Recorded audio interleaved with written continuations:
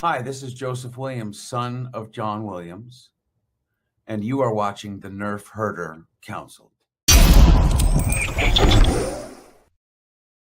What's up, guys? Welcome to another episode of the Nerf Herder Council. I am your host, JT. Welcome to 2025. We are live on Facebook, YouTube, and also the Facebook and YouTube of the Virtual Cantina Network. If you are watching on either YouTube channel, don't forget to click that like button, the subscribe button, and also the notification bell so that you are notified every time we go live. As always, guys, we are brought to you by Audible. Go to audibletrial.com/NHC for your 30-day trial and a free audiobook download.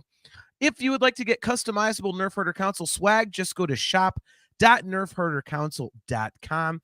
AJ will be telling us about an awesome new shirt design that we will have coming up here pretty soon, probably within the next few days. And if you would like to get some awesome Virtual Cantina Network swag, just go to tpublic.com/user/virtual-cantina. For the first time in 2025, Happy New Year to my best friend and co-host. Of course, he is my brother, AJ. What's going on, man? Hey, what's going on, brother? How you doing, man? Feels like forever since we've been doing this show, right? I know. Well, we are flexible, and the Virtual Cantina Network had other stuff they needed to get done on our show date last week, so we told them, yeah, we can push it back a week. So here we are. But it ends up working out good with my schedule for my other podcast. So now everything's lined back up again. Nerf Herder 1 week, Talking into Infinity another, and we're good to go. So worked out awesome for our show topic tonight too. I know, it really did, didn't it? Like, it fell perfectly on the right day for us. We're like, yeah, we could do that. So pretty cool there. Kale McLeish checking in. Always good to see you, man. He says, Happy New Year, Drakes. Happy New Year to you, Kale, as well. Always great to see you. We got the chat filling up here, which is great. Yeah, no, I'm doing good, man. As you know, we talked offline, and I had a huge bit of good news today for the family. So definitely in a great mood about that. The only shitty thing is that I had to eat a very large container of food grade crickets today live on the internet, and it was it was not pleasant. It wasn't as bad as you would expect, but it was really, really bad. It was really bad. That's not the worst thing you've ever done live on the internet before. Don't worry about it. You joke, but it really kind of is. Yeah, it was. Okay. Which was worse? Crickets or gorilla farts? Oh, crickets by far. At least with gorilla farts, like, there's fun at the end. You know, with crickets, you just have this taste in your mouth for hours. It's ugh. And it was like, oh God. It was like, I tried to make it better because they're plain. So I put some barbecue seasoning and some adobo on it. And it really didn't cover up much. And the bummer is that when I was shaking it and I was eating out of the container, and it had to be more than 20 mouthfuls. And I thought I was taking big mouthfuls to get it done. Well, number one, they're so dry, it was a bitch to chew it all up. So the swallowing part was the hardest because there's no moisture. It was like the cinnamon challenge. So that sucked. Surprising for you. Oh, dude, you joke, but it's very true. Very, very true. You've never had a hard time swallowing in the past. God damn it. They were telling those jokes on that show too. But yeah, so it just took forever. And when I got to the last bite, all of the seasoning had gone down to the bottom corner. So what I had was like half a mouthful of crickets and half a mouthful, a ton of seasoning. And it was so dry, like I couldn't say anything because anytime I opened my mouth, like a cloud of dust would come out. Oh, it was awful. Oof. It was so bad. God. Yeah, and the taste did not go away till I had dinner. So it is available online if anybody wants to see. If you go to YouTube and look up the Seth Williams Show, it's from today, and I go on about a half hour into the broadcast, and then we talk for about 10, 15 minutes, and then I start eating crickets. So if anybody wants to see it, yeah, it's Mimar, great to see you. She says, Cricket Madness. Hell yeah. Nick Hall says, drier than Jakku. Yes, it was surprising. Not great. And when you have cricket legs sticking to your lips and stuff, it's pretty gnarly. So yeah. All right. So you have something that Yeah, it's that. All right, so you have something that you want to bring up on the screen here. We teased a new T-shirt design.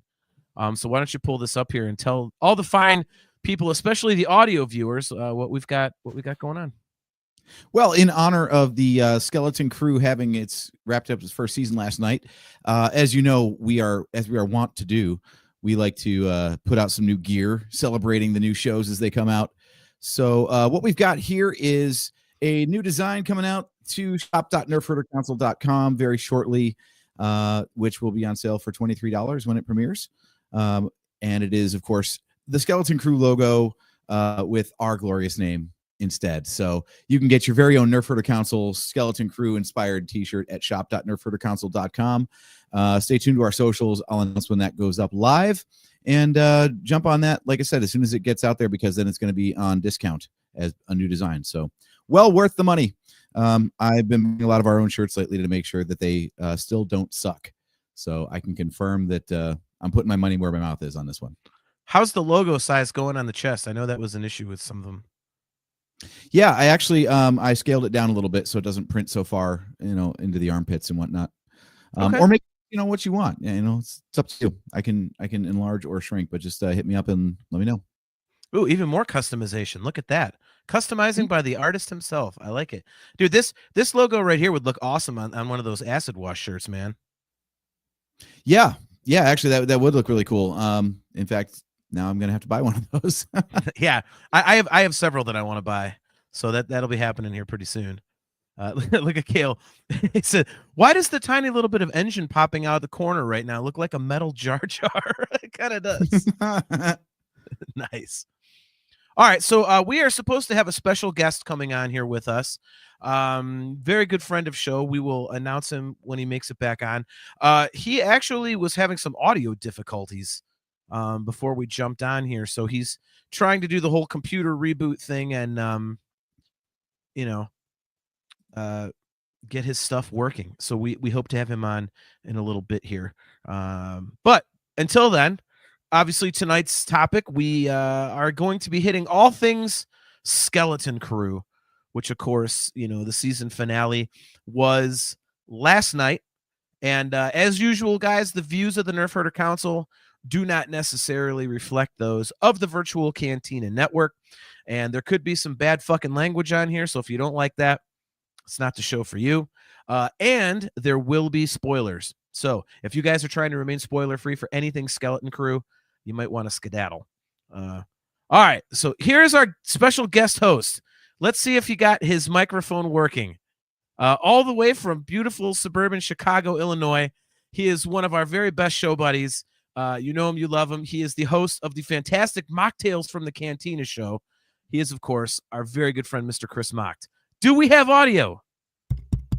We have audio. Is this thing on? Oh, Yay, audio. There we go. Holy shit. Sorry about that, boyos. Happy New Year to you. What's up? I think you planned that because we literally just went into the intro of what we're going to be talking about. You missed the whole show intro for about 8 minutes of talking about other crap. No, I heard about the crickets because I was tuning in on my phone. And Nice. let me ask you this. What the hell were you getting out of this eating cricket thing? I lost That's a a fair bet. question. I You lost a the bet. Okay, now Yeah. what was that bet? So it's a local show here.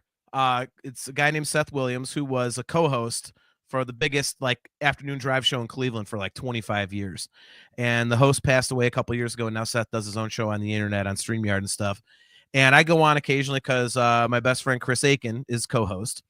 And I do a little Cleveland Browns segment during Browns season for them. I do a 5-minute segment after games and shit. Well, we did a bet, and Seth is just the ultimate negative Nelly. And so he's always, they suck. They're going to lose everything. And so this year Chris got me and Seth to bet on how many wins. And I had said they were going to go 10-7. And Seth said, he said, they're going to win 4 games. So basically, if they won more than 4, Seth had to eat crickets. If they won 9 or less, I had to eat crickets. Well, of course, they won 3, so I was the only one that had to do it. So today was paying off the bet. It was a Cleveland Browns bet. Yes. I think Seth should have had to eat crickets too because he was wrong. Well, dude, You guys are both wrong. He said maximum 4. His was a maximum. Mine was a minimum. Damn it. It's So, an over yeah. kind of thing, right? Over. Exactly. I Exactly. gotta So- I gotta check that segment out, or do I really want to see gross shit? oh yeah, no, there's no puking, but there's definitely some facial expressions and I'm sure. yeah. And boy, they were having a blast with it. So yeah, You're it's gonna see definitely my facial expressions when I just heard about the news that you were eating crickets. oh, it's not pleasant, believe me. Believe me, they were calling me a trooper, and I'm getting text messages like, I can't believe you actually went through with it and all that kind of stuff.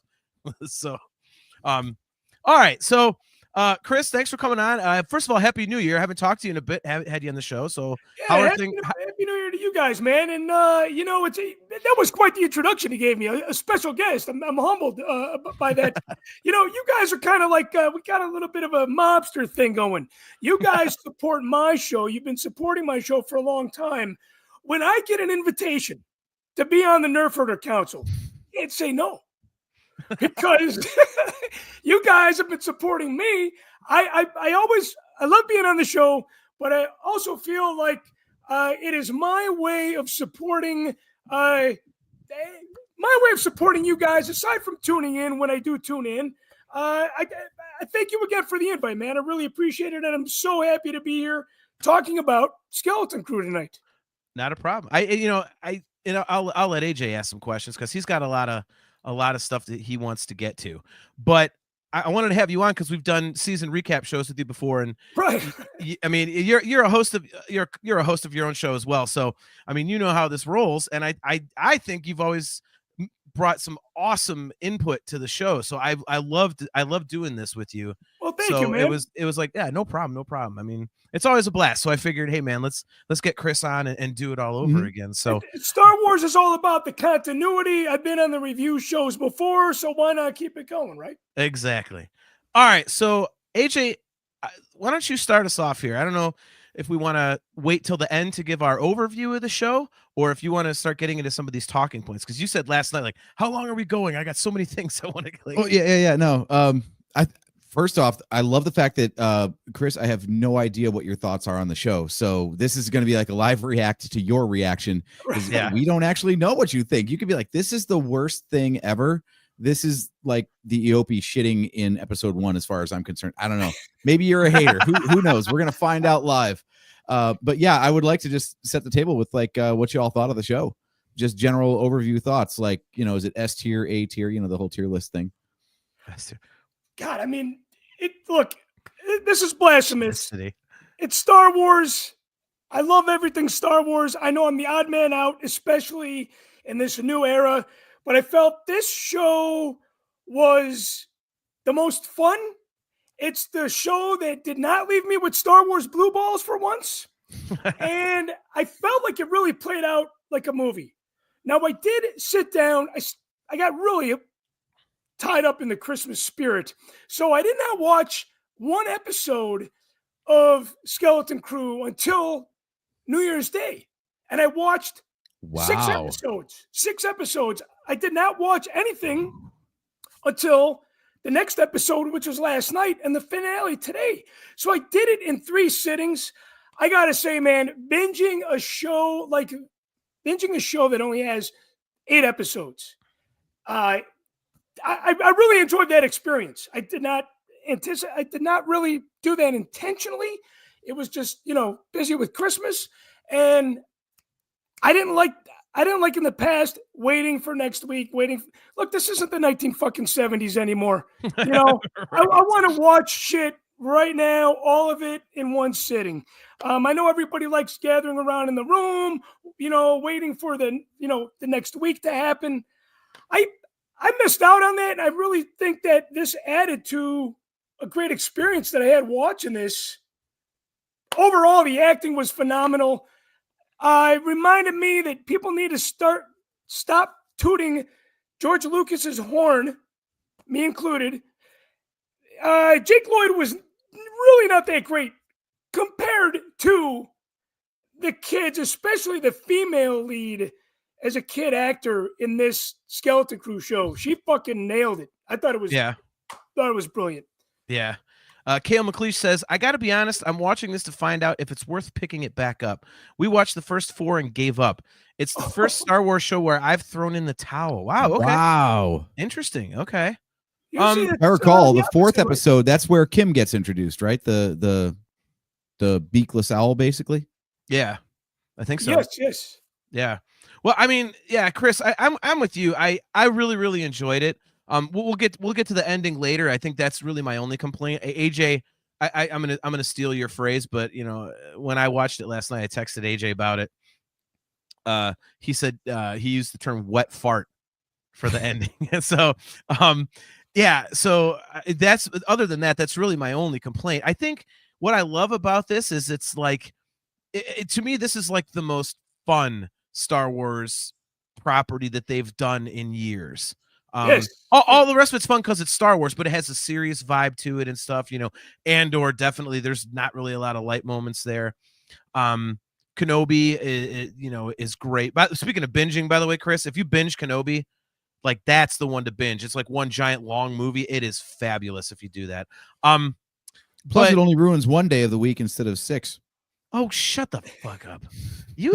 Man, show me on the doll where Kenobi touched you.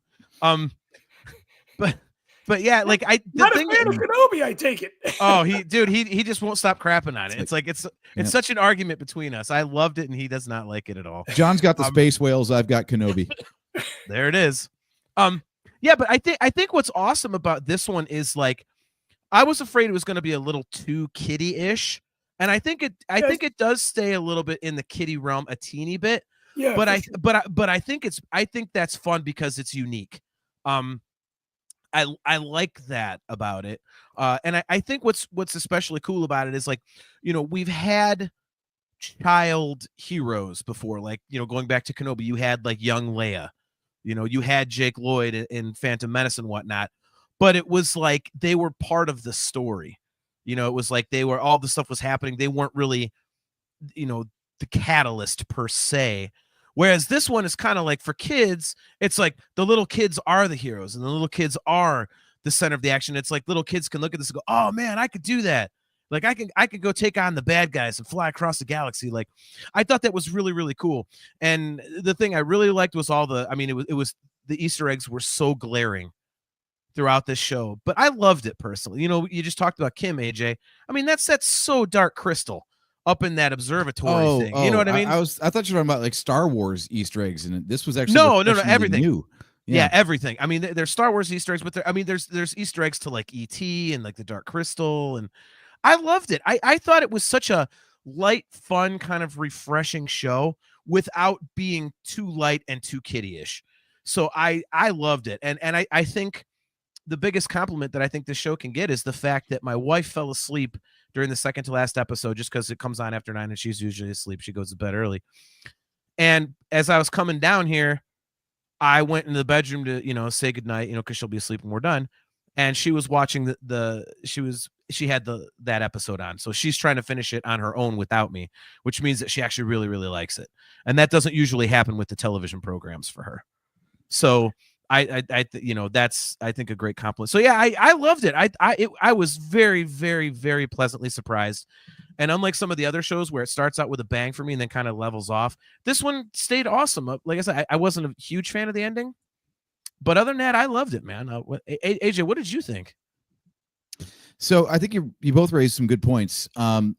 Chris, I'm going to actually push back on the whole thing of you binging it instead of seeing it week to week. This was like that first show that I think they finally nailed that balance between a continuing serialized story, but every episode felt like it had its own, like the first season of The Mandalorian was like that, right? Where like every time the credits rolled, you couldn't wait for next week, but you felt like you got a complete story that week as well.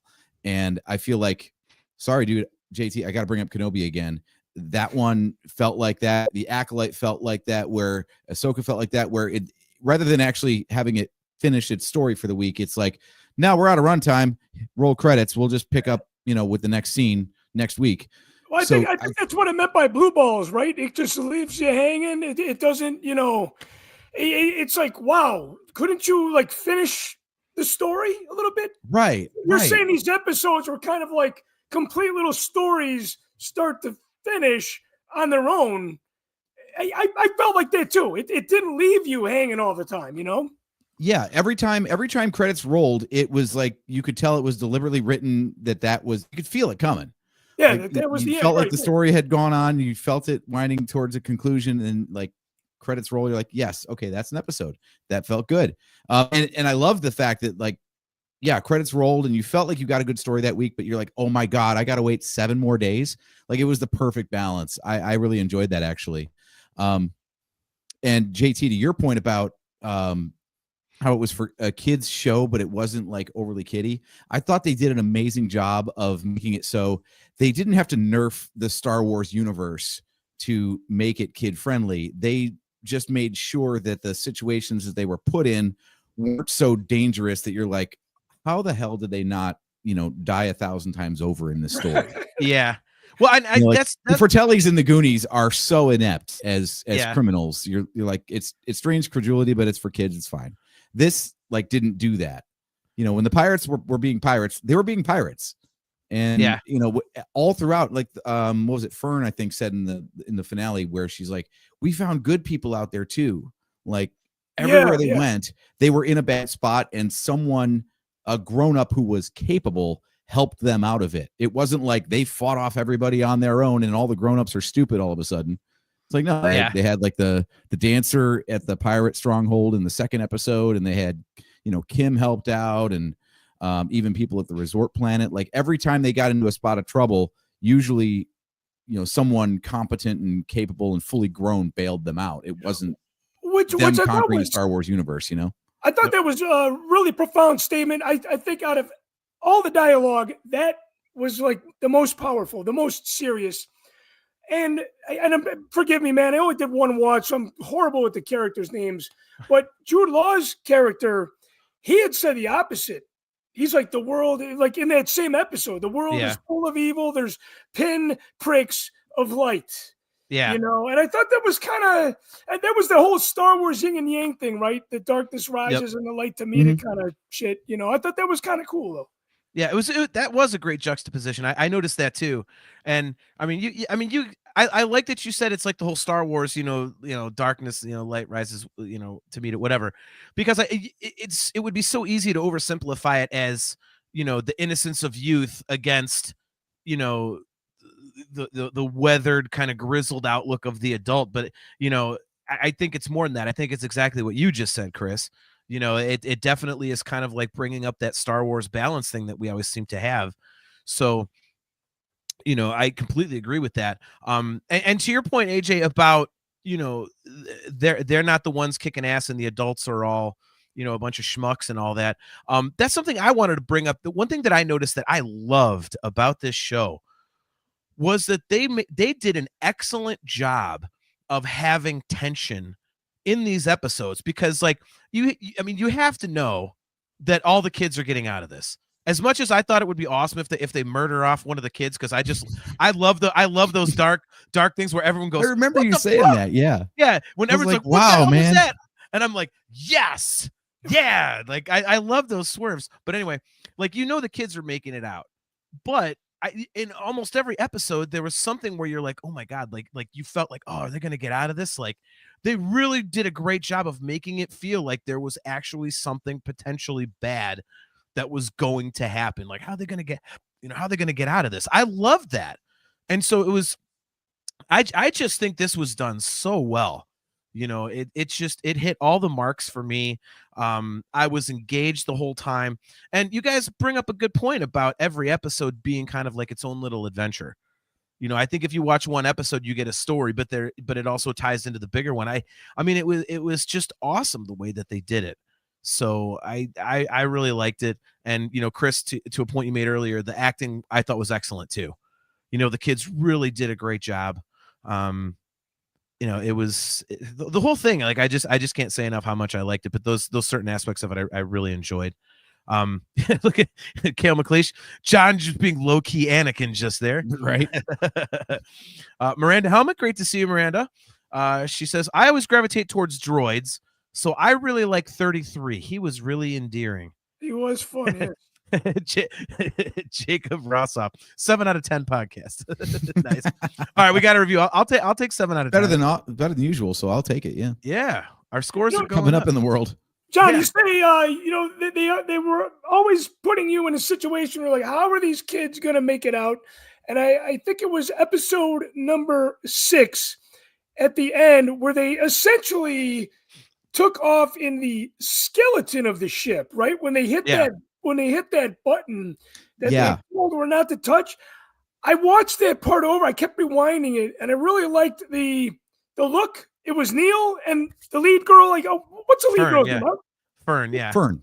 Yeah, so Fern and Neil, they're looking at each other, and she hits that button like, look, we're not gonna make it out of this. Why not do what we were told not to do and see what happens? Yeah.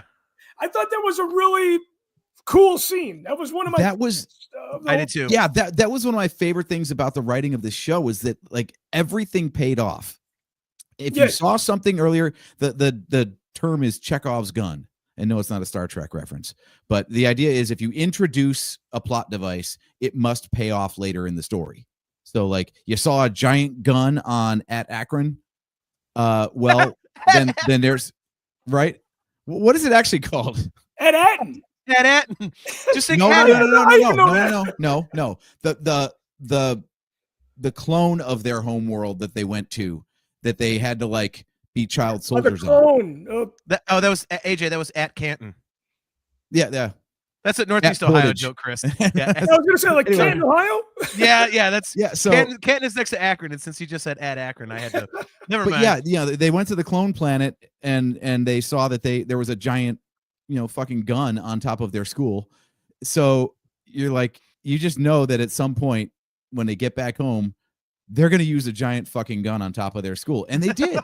It took until the season finale, but they did, and first thing There's- that 33 says is never push that button. And then what do they do in episode 6? They push the button. Push Yeah. the button. I think it's okay.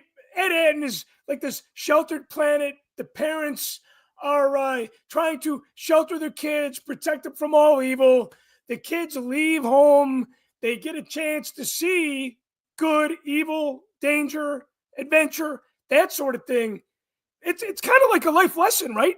It's like you just can't stay sheltered. I can't keep my daughter home until she's 35 years old. She's got to go out on her own eventually and figure shit out, And I think they kind of did a good job with the story writing.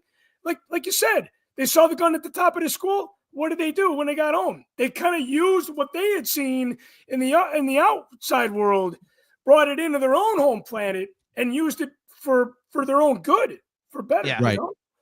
Yep. Yeah, I totally agree. Like the whole thing just ties together so well. Like nothing seemed like they just like, shoehorned something in there. I mean, maybe the ending a little bit, like where he could just kind of like, all right, I give up. Like, what the hell is that? You go through the whole goddamn show of like, you're never giving up. You got to get the treasure. And all of a sudden it's like, I'm done. Like, okay.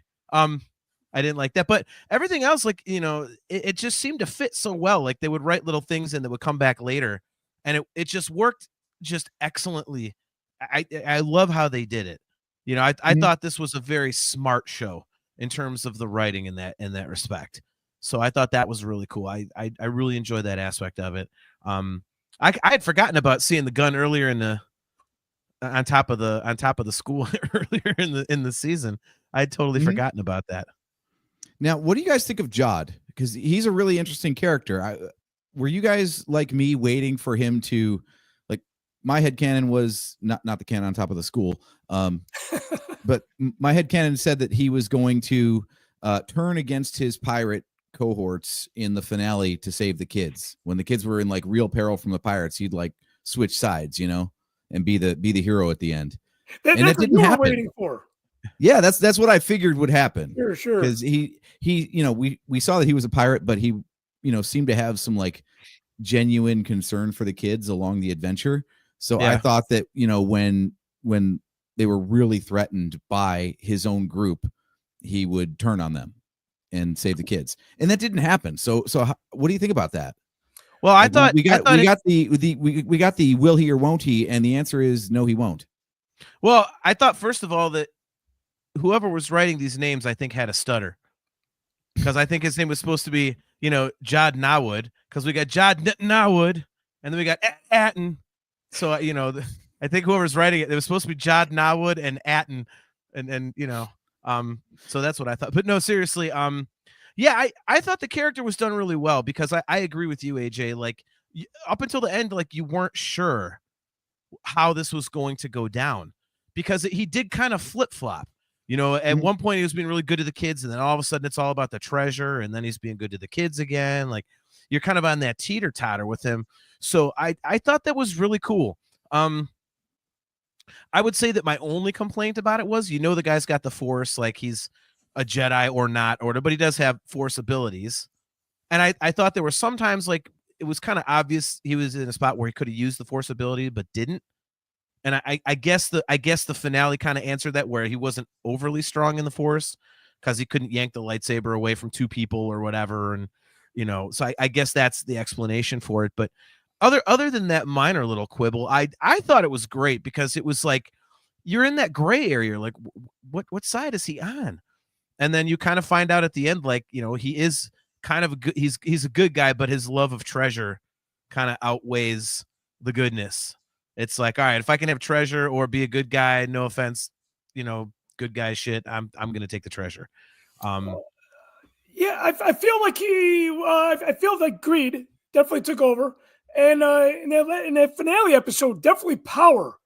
Like he had control. He killed the machine, essentially running the city, and you could just see it in his eyes. He's like, wow, I have, and people are listening to him when he's telling them what to do. And so I think greed and power, and I think a little bit of fear of abandonment, because we finally find out, that he was with a Jedi, rescued by a Jedi, and he saw her die. I believe he said it was a female Jedi. He saw her die, and I think that might have left him broken and heartbroken. And at the end of the day, too, a scoundrel is a scoundrel. A pirate's a pirate. I don't know if you guys noticed this. I noticed this in a couple episodes earlier, but at the end, when the light went on and everything was white, man, his shirt was even the color of Lando's shirt. Yeah. Yeah. It looked like Lando's shirt in a couple episodes, but when they shine the blue, the white light, it was like the light blue. I'm like, okay, is there a little tribute to Lando's scoundrel side here as well? So that's kind of my take on that character. I loved the fact that we did see a lightsaber, we did see the Force, and we heard about the Jedi. I've said that many, many a times. That's enough to get me excited. Yep. Did they tweak the sound on that lightsaber, by the way, or was it just how invested I was in how it was used? But it seemed like they added like a little bit of bass rumble or something to it. It sounded a little more sinister than a usual lightsaber hum. And he never used it for good. He only ever used it to threaten kids, basically. So, like, to me, when that thing lit up, you're like, oh shit. Like, this is a problem. Yeah. Kale McLeish. If you could be kind or rich, choose rich. Nice. Yeah. Jacob Rossoff in the chat wanted to know, does Neil die in the finale? He almost does, but no, he does not. He does get a lovely bubble bath for the second time in the series. He does. Neil loves his bubble baths. But we always see elephants bathing in National Geographic documentaries, so that would make sense. That's another Easter egg. While you're bringing that up, that is the one thing that I'm not necessarily enjoying a lot of, is these slice of life segments, like Andor, everybody's fucking eating cereal and shit. Like we don't need to see that. We didn't see that in the original trilogy. We saw a little bit of the prequels, but we don't need to see people at home eating and drinking and taking baths and all that shit. I think that's not very Star Wars to me. It's what Disney Plus loves. I mean, Mandalorian started it with the refresher. As soon as we get an acknowledgement that people go to the bathroom in a galaxy far, far away, then it just, you're going to see them eating and drinking and bathing. Too much detail. Too much fucking detail. Dude, they have it in Outlaws, like on your ship, the Trailblazer. One of the doors you can open is to the shitter, the refresher. You can't do anything in there. It's just you open the door and there's the refresher. I'm like, what's the point of this? Unless I can go in and chuck a space clinker, I don't need to see this. Like, What I the do hell? also love the name Refresher. Yeah. They didn't. It's not even spacey. It's just like, how do you feel when you're done taking a shit? Yeah. Refreshed. Yeah. We call it the shitter, the poo doer. I should just do that because we call it the shitter. Yeah. I mean, No, but I loved Jod because I love this idea of the character where when you got that backstory, and I was thinking it was going to be, oh God, it's another Padawan or Order 66 survivor, and no, it sounded like he was found in the Imperial era by a Jedi in hiding, and so he had a rough life, and he got like a couple of months where a Jedi was teaching him a few things, and then watched her get offed. So he took like, when he quoted Qui-Gon, for example, your focus determines your reality, and attachments, you don't need them. Like all these are Jedi teachings, but because he had a rough life and a bad upbringing, because he was introduced to these ideas and then was shown how cruel the galaxy can be, like he twisted them. He didn't approach it in like the Zen master way of like, oh, let go of attachments, and let's be one with the galaxy. It's like, no, attachments suck, man. Just be out for yourself. Like he took the no attachments thing as in be selfish. That's the way you get by in life. And if you just focus on getting more shit, that is how you end up being a winner in life. So I love how they were able to like take like snippets of Jedi teachings and apply it to a pirate's lifestyle. It was amazing. And that's exactly, I think what would happen is like, if you get introduced to these things, especially as a kid, and your eyes are open, like, oh my God, this is cool, I'm going to learn all this stuff. And then you see like how badly that can go. Wouldn't you just raise a middle finger to the galaxy and be like, all right, I'm out for me now? Yeah. And I think they kind of show that with, with the whole thing with Wolfman Jack in like the 6th or 7th episode. Like, that's what I was calling the whatever the pirate leader guy, the wolf dude. Brutus. But was it? Come on, man, you're an Ohio State fan. You didn't remember Brutus? I'm bad with the names, man. You know this. Yeah, I'm super bad with the names. Yeah, like I just 12 times. Right, exactly. Yeah, but I think I think they even put that on display. He catches Brutus in that big claw, on the ramp of the ship, and basically this guy wants him dead, and he's got him there, and you're thinking, okay, like. The Jedi thing to do if you follow the code and whatnot, you're not killing helpless people, Yeah, and right. But to follow the whole thing in Solo with Beckett and Han, they did the cool thing, which is this guy's my enemy. Guess what? I'm gonna put a lightsaber through his friggin' forehead. Like that was awesome. Like he's like, all right, this guy wants me dead, so I'm killing him. Like that was cool. So I that added to that gray area. And the whole sense of he's had the Jedi teachings, he's force sensitive and can use the force a little bit, but it doesn't follow that way of thinking. And so I thought that was awesome, because it kind of it reinforced the whole pirate mentality and what he was really after. And again, I just said it, I'll say it again, I think it defines it well. It added to that gray area, and so I like that they did that, because that is not a Jedi thing to do. But he did, like you said, he used the Qui-Gon line and all that kind of stuff. But then he also just offed one of his enemies when he was completely helpless. I think there was a little bit of a power thing with that too, because I know the crew was more with Jude Law's character and not Wolfman Jack. And you saw that twice there. And I think it was feeding into his head with the power control. The way that you guys just described that character, I think that's why he did not help the kids at the end, because that's truly who he was. Even though he had a little heart along the way, or was that really a scoundrel, lying and kind of betraying the kids and not really giving a shit, because he turned his back on them quite easily, Yeah. I think he's still in the gray area though, because he would have had a much easier time with his grand plan once he reached the planet if he had just offed him. He could have done awful things, but instead the whole time he was so frustrated in that season finale of like, just do what I tell you and everyone's going to be fine. I'm not trying to destroy the barrier. I'm not trying to expose you to the galaxy. Just let me do my thing. You guys will be fine. I don't want you to do anything. He actually says like, just do your normal life. keep making money, not contacting the Galaxy in any way, and everything will just go on as it is. I'll just be in charge. Well, That's it. he specifically says, I don't want to hurt anybody. Yeah. Like he flat comes out and basically says, I'm not Yeah. trying to like kill people here or hurt people. It's just I want to be rich. Yeah, he seemed like mean- genuinely upset and frustrated by the fact that they kept on thwarting him, not because he was getting thwarted, but because like he's like, I'm gonna have to do some things I really don't want to do if I want to put you down. So just don't fight me. Yeah. No, that's a great point, dude. I Were mean, you it was like, surprised that he did not die at the end? I thought we would at least see him get arrested. I thought it was weird that they just left it like he's up there, but no one's coming after him that we know of. So Yeah. maybe if there's a season 2, he's going to be like in hiding on the planet, or he'll find some way to escape. I don't know.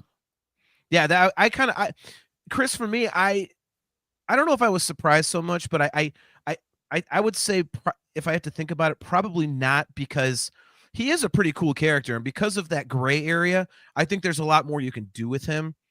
So if you do want to have like a second season, I think having him there to build off of is pretty cool, you know. And I think there's much more there to explore. So if I had to think about it, I would say I'm probably not surprised, because they didn't want to Darth Maul the guy. Like if he turns out to be like insanely popular, and then they're like, oh crap, we offed him.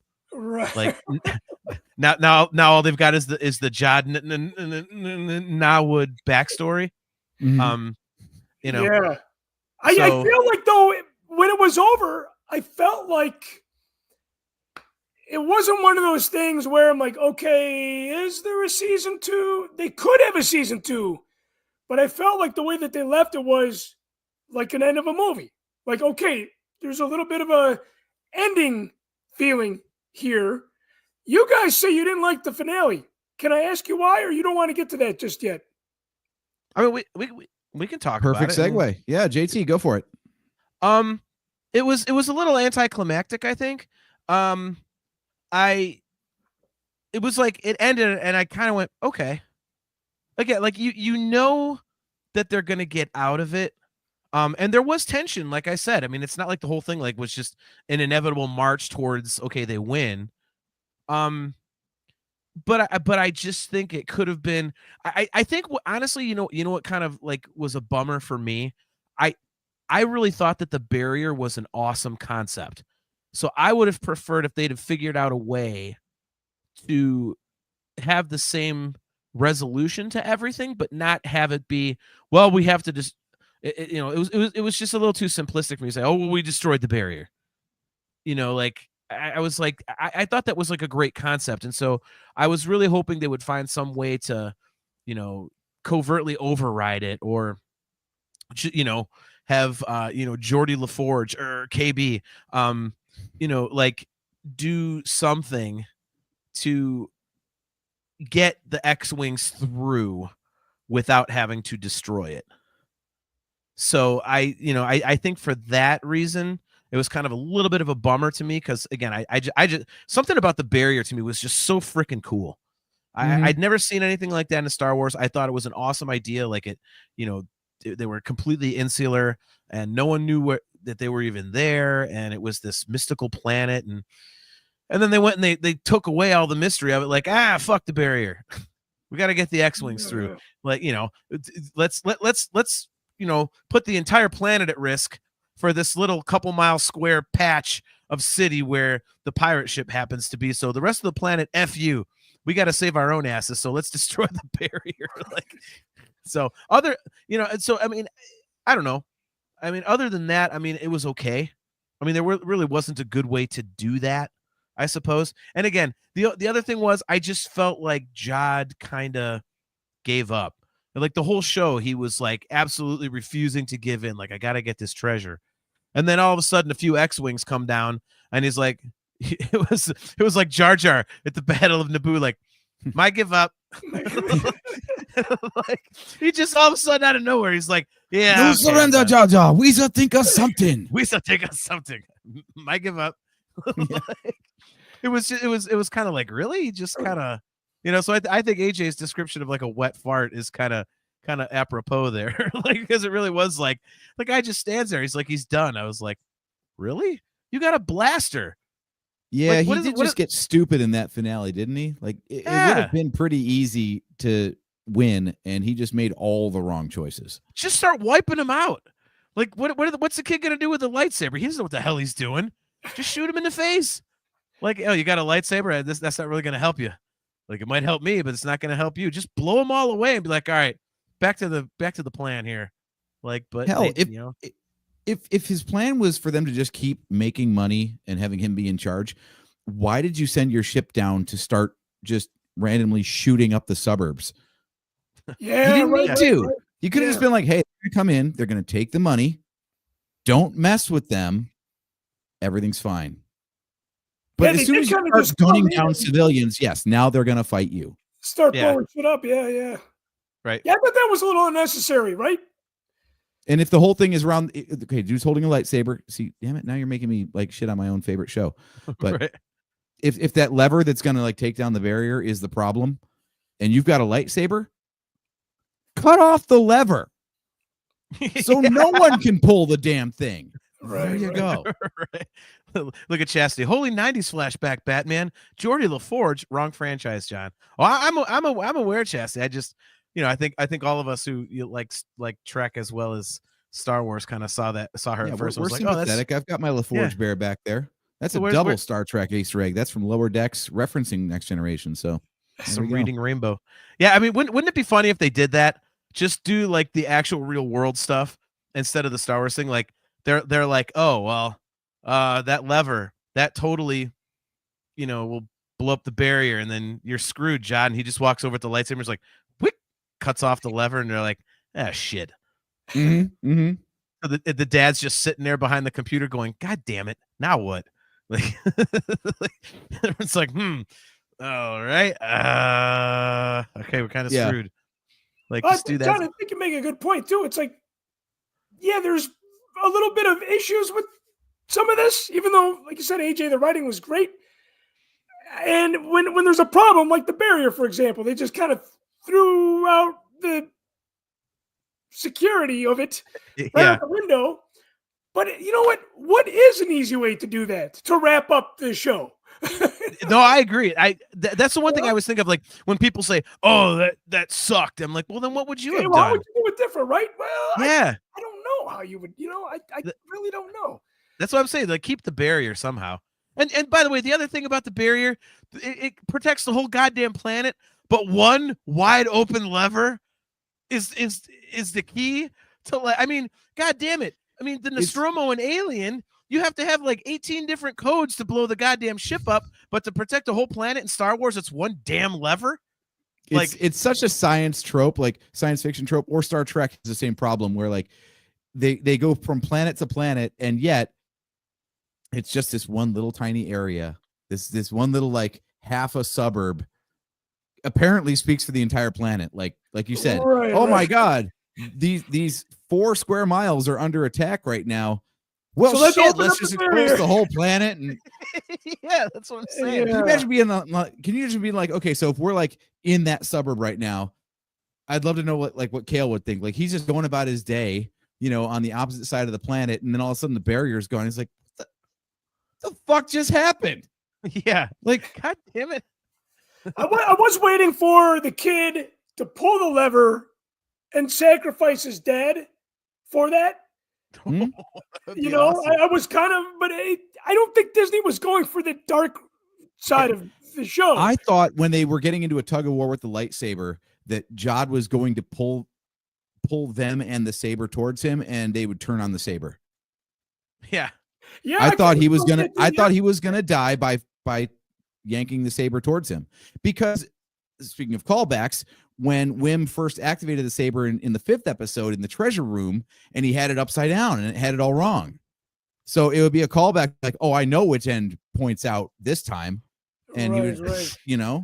That'd be awesome. He does it backwards. He just gores himself. towards That's how they get himself. Wim out of the way. He's like, I've got the lightsaber. Pew, whoa. Like it's just there And goes we've Wim. seen stuff like that in Star Wars movies before, but Yeah. this, John, it took me the 4th episode or maybe the 3rd episode going back to the top of the show, you were saying you felt like it was a little too kiddish. I felt the same way. I got over that just like you did, but I was like, yeah, you know what? Is this? I kept yelling at my daughter in the other room. I'm like, you never saw Star Wars. You should be seeing this now, you know? Yeah. I mean, Yeah, no. she saw Jedi and she saw Empire, and but I felt like this would have been good for a 10-year-old like my daughter because it's much more relatable on that level. You know, even though it's a throwback, right? Stuff that we love. It's a throwback to our childhood, a smidge. A throwback to the Goonies a little bit. Yeah. You know, so I think at the end of the day, that's what made it enjoyable. But at the same time, we didn't get a lot of that dark stuff. We didn't really get any, you know, any deaths like that were over the top, like we saw in other projects. And I think I kind of missed that. Again, that's what I love about Rogue One. Everybody fucking dies in that film. Wouldn't it be I don't know, great I think if shooting they Brutus in the head, when he's already entirely captive to that like loading claw. Yeah, that was kind pretty of brutal. Yeah, that was kind of brutal for sure. especially right in front of the kids. Right they in should front have of the just ended it. They should have done the Rogue One ending to this one. Like everyone's all happy as much as you can, but then one by one they knock the kids off. Like you knock off one kid, everyone's like, what, what? The planet all of a blows up. You know, Yeah, all of a sudden Neil's in the turbo laser, and it just blows up with him in there. You're like, what the hell is happening? You know, like KB crashes in the ship, but actually crashes. You see the big explosion, and you know, at the end, like, you know, she comes sliding down on the credits, but it's like she's actually like, you know, she croaked. Corpse. And then, Yeah. Yeah. Oh, So Wim has to survive though. Wim has to survive and go off with Jod to become a pirate because he's going to be like, oh, I see what you were talking about. Yeah, let's do it this way. Man, So- you weren't kidding. This world sucks. Let's Yeah, go screw pirate the ship. Jedi away. You had it right the whole time. Sorry, bud. Did they get So, John's okay, so character go ahead. name because Jude Law did like, okay, go online and take this. What's your Jedi name quiz?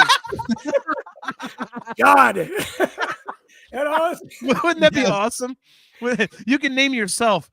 You can name your character Jude Law, and he's like, "Well, I don't know how to make a Star Wars." So he just goes and does the random Star Wars name generator, yeah. and it comes up Jod Nanawood.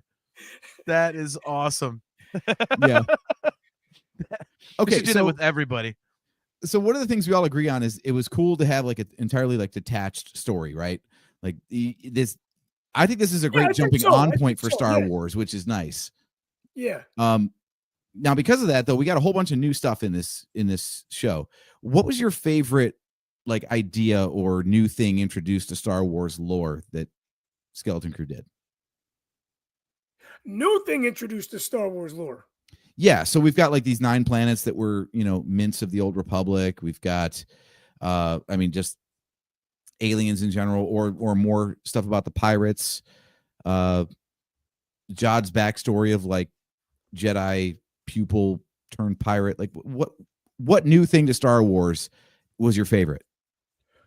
I would probably say that, you know, that Jod, well, I don't know if that's new. Right? Is it new? I don't know. You can answer that. I thought Jod's character was cool because he had he had the lightsaber, he had the Force, he was able to use the Force. We didn't know if he was a Jedi. We found out that he wasn't necessarily trained, but learned, and then still went his own way without necessarily going to the dark side because he's more of a pirate / scoundrel than he is a Sith Lord, if that makes any sense. I did like that, but I don't know if that's necessarily new lore, if you will. But I really enjoyed that element. I don't believe, okay, we got a new Star Wars story, but again, we got lightsabers, the Force, and X-Wing fighters. And my friend who's a B-Wing fanatic, he must have had the biggest hard-on at the end of the show. Right. You know, I enjoyed all the little old shit coming back into the new shit. I really enjoyed that element of it. So we didn't really get something 101% new because we had all those old elements. And I think that's what scares me about the future of Star Wars. I think I prefer to have some of that old shit. They're quoting, you know, like you said, Qui-Gon. There's throwbacks to what we've seen before. I think you need a little bit of that without going crazy with the fan service, you know? Went off on a tangent there. Sorry about that. No, that's fine. That's fine. By the way, we have an awesome debate going on in the chat. Since I brought up Geordie LaForge, now the chat is debating who would win in a fight, Chewbacca or Worf. So I love this. that's our chat is the best, man. Yeah, That's awesome. You know what it was for me? I love the supervisor. I like the concept that, you know, a droid is running the planet. It's like, and I think the reason I like it is because I don't think we've really seen, at least in stuff that I've watched, and I haven't seen everything, so maybe this is already out there. But you know, we've seen like the Matrix and Terminator, where machines take over and it's this apocalypse, you know. Whereas this one with the supervisor, it's like peaceful and, you know, let's have the barrier and let's just make sure everybody's safe and nothing bad happens and everyone gets along. Like it was, I thought that was awesome. Like when the supervisor turned out to be just a giant droid, you know, it was like, I was like, that is badass. Like I just thought that was cool. Yeah, that was cool. It was unique, yeah, and it was different, and it was like, okay, yeah, I can see this working, you know. Yeah, and it was. I was surprised by that. Yeah, I thought it was going to be like a Wizard of Oz situation where, yeah, there's the droid is the obvious call, but I thought that it would tie in somehow with what was the legendary pirate whose face we didn't see in the Hollow, Tack Renard, I think. Oh yeah. But yeah, they got that hollow of the legendary pirate captain, and his face was all obscured. So like, I thought for sure that we were going to find out more about that guy in the finale. Like he was tied to the planet somehow. And nope, it's just a droid being nice to people, I guess. Yeah, whatever. I just thought that was so cool. It was such a like, and what I really liked about it was that when it didn't turn out that it was just like a droid, like, just, you know, like the security droids were just spewing rant, you know, like, oh, you know, you are being watched. Like there wasn't any personality to it. I loved with the supervisor where it was like, okay, well, you know, either you're lying about, you know, being an emissary or you're lying about this. Like, what is it? Like, so it was like, you could tell it was actually, you know, somewhat sentient, which I thought was really, really cool. Mm-hmm.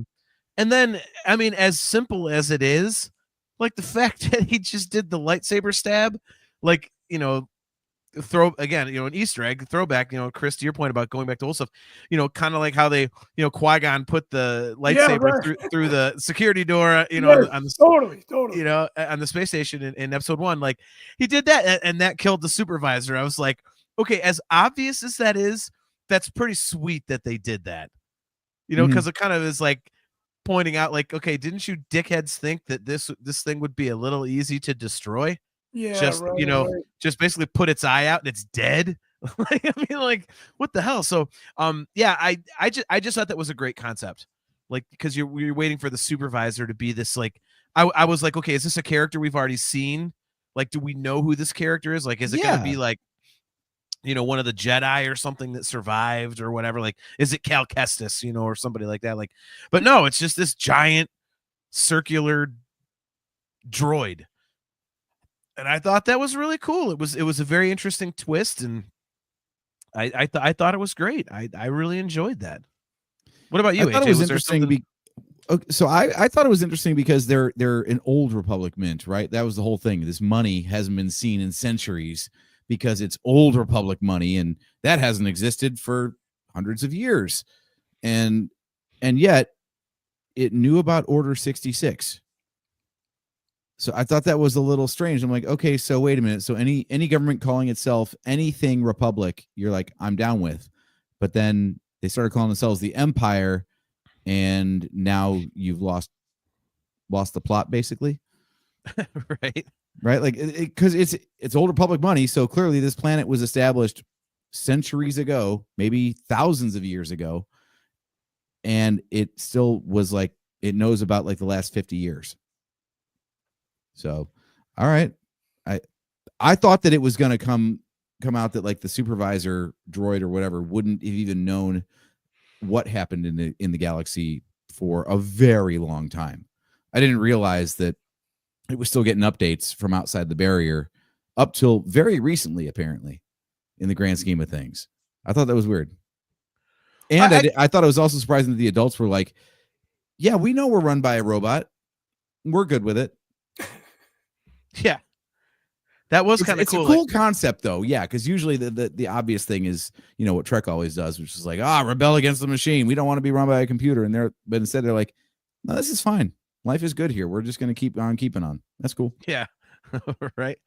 I think that might have been one of my, and I, new bringing up something new and also bringing up, going back to something that Chris, you had said, you said you don't like the little slice of life segments. I think for the first episode, it was a little off-putting to me to see like AJ and I said this when we talked about the first 2 episodes, when we talked about the show a few weeks ago. It was a little off-putting to see like tree lawns and like it looked like the neighborhood from ET or whatever, and it looked a little too close to Earth-y. Yes. Yes. I was like, okay, like, because I mean, you don't always have to have everything be like a space planet, and all made of metal and whatever. Like, you don't always have to do that, but I think there's a way to balance it, and I got used to it as the show went on. But I think at first it was a little bit like, what the shit is this? Like, yeah, okay, like, you got the old lady walking her dog, so to speak, and right. I mean, it was that was a little Kids weird. are going to school, Yeah, exactly. Kids are, yeah.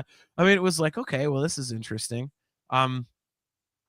So I think that was, but again, I got used to it. I mean, I think for the context of the show, it works.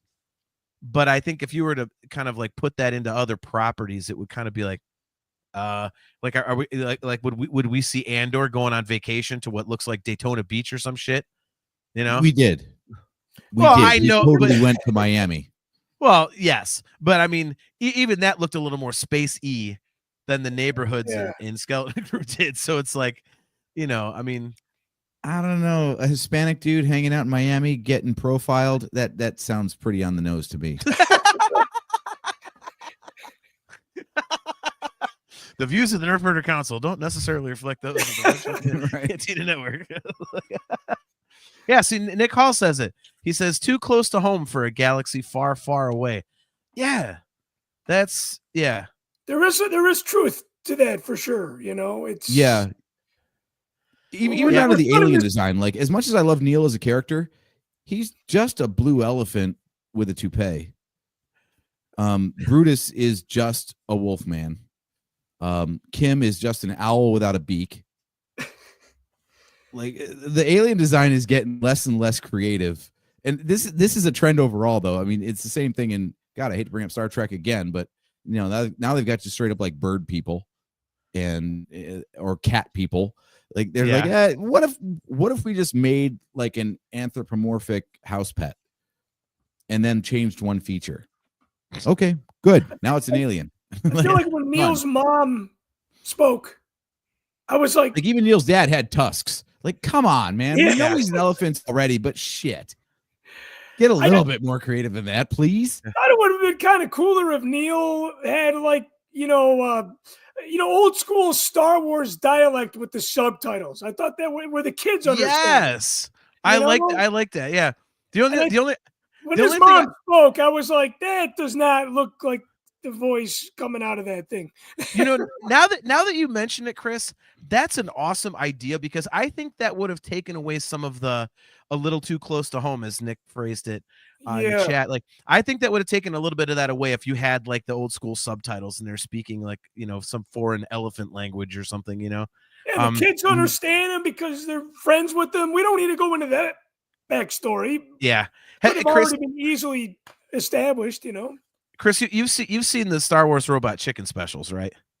Yeah, but I don't know if I've seen them all. There's quite a few, isn't there?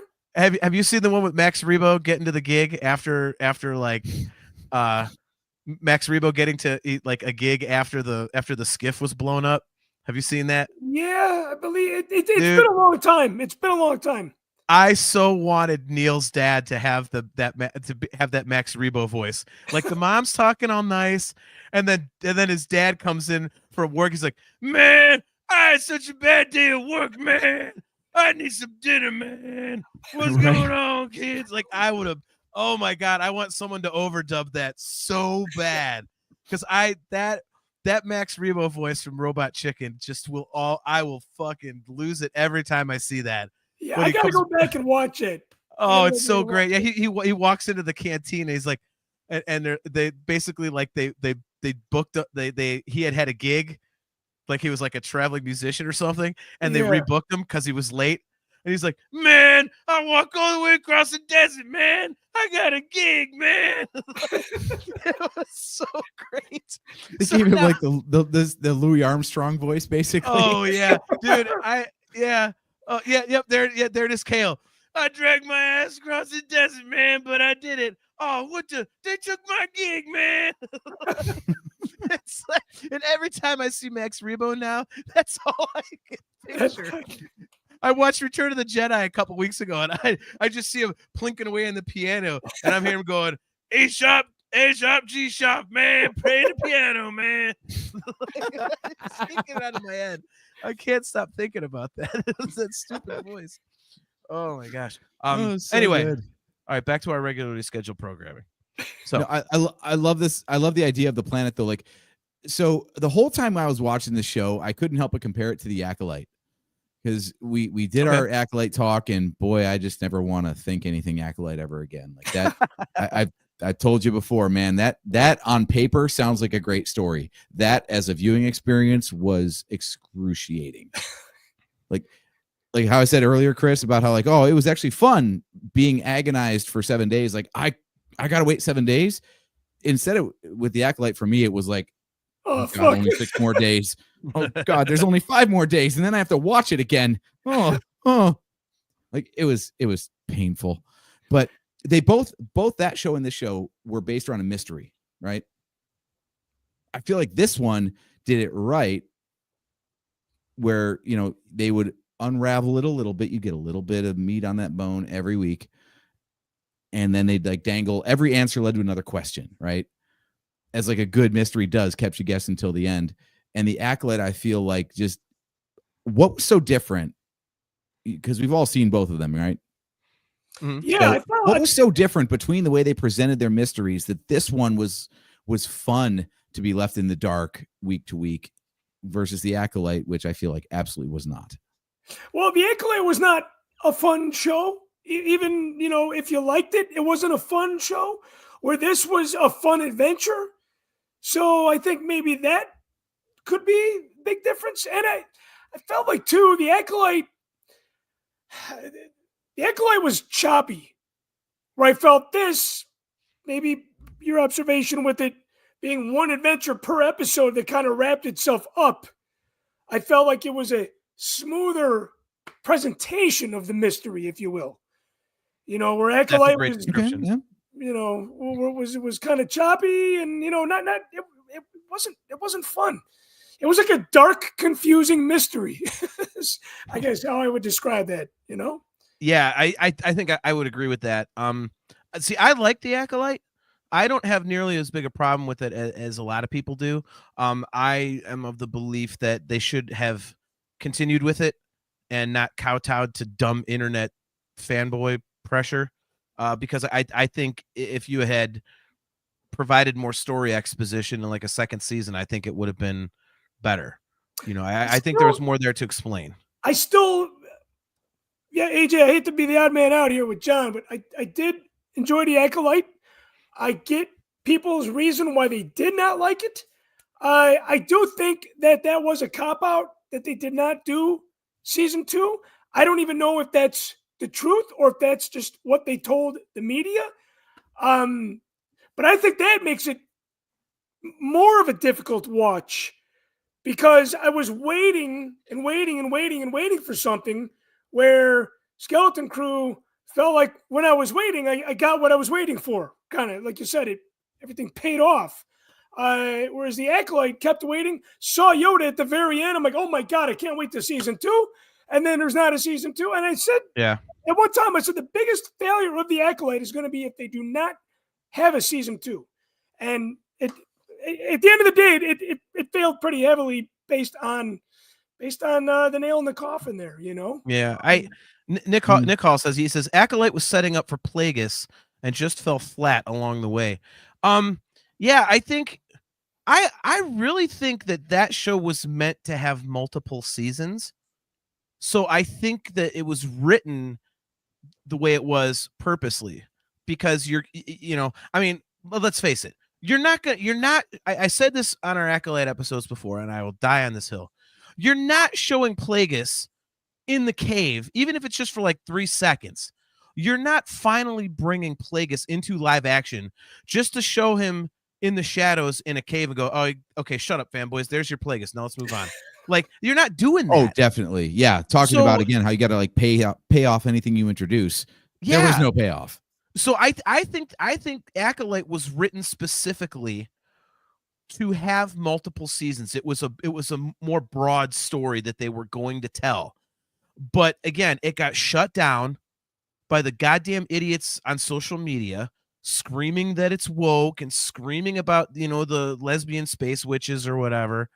And it's like, so for me, it's difficult to compare because Skeleton Crew, you guys nailed it. It does pay off. Each episode pays off.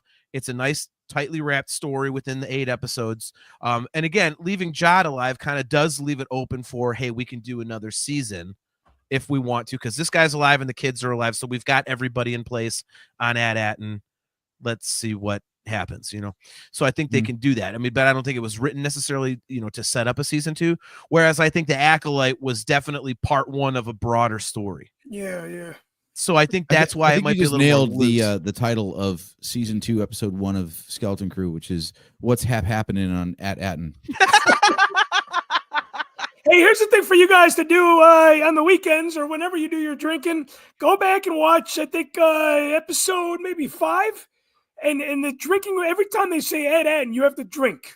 Oh, You would God. be fucking shit-faced. The I didn't AJ do it, but I was like, oh my God, they are loving saying that fucking word right now. All right, so you just signed your death warrant, man, because now what we're gonna do, Chris, we're gonna set up a WTF Friday, which is our off shows on Fridays we do occasionally, and we're gonna do that drinking game. We're gonna do a watch along for that episode, and we're gonna do that drinking game. So every time they say AT-AT, and you gotta fill a shot glass with beer, or if you want to do straight shots, go for it. But yeah, you have to, that would be an awesome watch along. Like, son of a bitch, I said it again. Yeah. I There mean, we go. they must have said it 30 fucking times. I swear to God. Yeah, I noticed that too. I was like, "Oh, we get it, AT-AT. Come on, all right, we're fine, cool." Like, It is interesting how both shows went about it differently. Like to your point, Chris, about the Acolyte being definitely a multi-season story. Like I said, you don't just throw 3 seconds of Plagueis into a shot to say that like that it's paid off already. Like, no, you don't do that. Like, That's a cheap Plagueis trick. had no right, John? Plagueis had no Yeah. purpose Nice. in this story yet. So yeah, clearly it was just dangling that carrot to say, and Yoda to say it's going to pay off, later. I think the way that, like we were talking about earlier, how this conclusion, the finale ended up basically like a wet fart kind of. I feel like that was the one episode that just kind of like stopped. Like I was Yeah. expecting like a denouement where it shows like life getting back to normal. What's life like on AT-AT now that they're no longer behind the barrier and part of the larger galaxy and all that kind of stuff. And we got none of that. yeah. So Oh, yeah, I feel like yeah. that was the way that this show said, okay, we'll pick this up in season 2, Yeah. but what if they don't get a season 2? So do you feel like this was a satisfying conclusion, or do you feel like the Acolyte, we were robbed of future chapters that are necessary to make these make sense I say this or pay off finale, at least? this finale to me left me complete. As much as I loved Kenobi, I know AJ, you were not a fan, but John, to me, I was like, okay, there's got to be more. There's got to be more. It left me hanging. Acolyte left me hanging. This one, I was like, you know what? That was a great fucking story. I could have seen this in the theater play out like a movie, beginning, middle, end. But at the same time, there are some unanswered things, or there's still everybody's alive, where they can go on to a season 2 if they wanted to. Mhm. But the fact that it didn't feel like, oh, fuck, there's got to be a season 2. That was comforting for me that I didn't have that feeling. And I Yeah, haven't the writers felt have like said that they've in a got long ideas time. for 2, but they didn't want to write themselves. They didn't want an Acolyte problem, is my paraphrase. Like they didn't want to have season 1 hinge upon future seasons Yeah, I could. because they weren't guaranteed any more than one, but they definitely left openings and have ideas of where they could pick up the story. And with that statement that you made, I feel like this is a big experiment that Disney has been doing for years. And why don't they just say this is what we're doing, take it or leave it? Obviously, they've done a little bit of that already. Yeah. But this, I feel like it's almost like we're a test market for what they think they want to do. I don't like that element of it because George, he did whatever the fuck he wanted to do. The critics destroyed episode 1. He didn't throw in a towel. Everybody cut down on the merchandising, for Attack of the Clones and Yeah. Sith. But he played it out, and then he's like, you know what? I can't take anymore. I've been criticized by critics and fans. Yes, this did happen back in the day. I think that essentially led him to not wanting to do anymore. I think he might have even said that. But Disney has to shit or get off the pot. They got to do what they want to do or don't do it at all. Like, who gives a fuck what the fans think? To a degree, right? You have to please the fans, but at the same time, don't cancel Acolyte because fucking social media. That doesn't Yeah. make any sense to me. No, I completely agree with that. And if these shows were written, by the way, our good buddy Sherrick is tuning in. Great to see him, man. He says, I love Skeleton Crew. I feel they wrapped this season up nicely. Hoping for a season 2. Hope you fellas are doing well. Same to you, man. Hopefully I see you soon. I'll be in Lima coming up here in the next few months. So yeah, I would say that with this one, I mean, you AJ, you mentioned like an Acolyte problem. I think had these shows been written further apart from each other, I think you could make a case to say they wrote Skeleton Crew based on the reaction that they got to Acolyte. They wanted it more able to be wrapped up in one season in case it wasn't well received, whatever, or they wanted to make sure that it was successful before moving on. But they're written pretty close together because Acolyte came out last year and this one came out a few months afterwards, whatever. So they were in production at the same time. So I think there's that aspect of it. And Chris, you had said, fuck what the fans think and all. I think that's I agree with that completely. I hate the fact that Acolyte went the way of Solo. Because that's what happened to Solo. Oh, well, the fans are crapping on the sequels, and so because they didn't like The Last Jedi, it only made like $500 million, so we're canceling movies now. It's like, God damn it, seriously? Like, is that what we're gonna do now? Like, we're just gonna listen to a bunch of whiny dickheads online to determine whether or not we're gonna continue with this stuff? I mean, I hate that aspect of it. Yeah. And I'm with you. Just do what you're gonna do and put it out. I mean, if the fans like it, they like it. If they don't, they don't. But stick to your guns. Like to your point, George Lucas never cared, and I think something I know I think I can speak for you on this. One of the things that we love about George Lucas is that he did say, "I don't give a shit. I'm making these movies. I like them, so I'm making them." Yeah. He did say, like, I don't care if you don't like the prequels. I want to tell the story. So screw you. I'm making the movies. Like, I like that. And I wish they would kind of have that outlook with this, but it looks like apparently someone's a little bit weak-kneed, here and there within Disney right now. It is interesting how they go both ways, isn't it? Like, on one hand, they say they're taking shots. They're letting different creators make whatever they want to make and seeing how it goes. So yeah, the Acolyte is a different take on the Star Wars universe. Skeleton Crew is different, and so on and so on. Like, so they're letting a whole bunch of new creative voices come into the room, but then if it doesn't pull the numbers, then yeah, we're pulling the plug. And they're not committed to anything long term.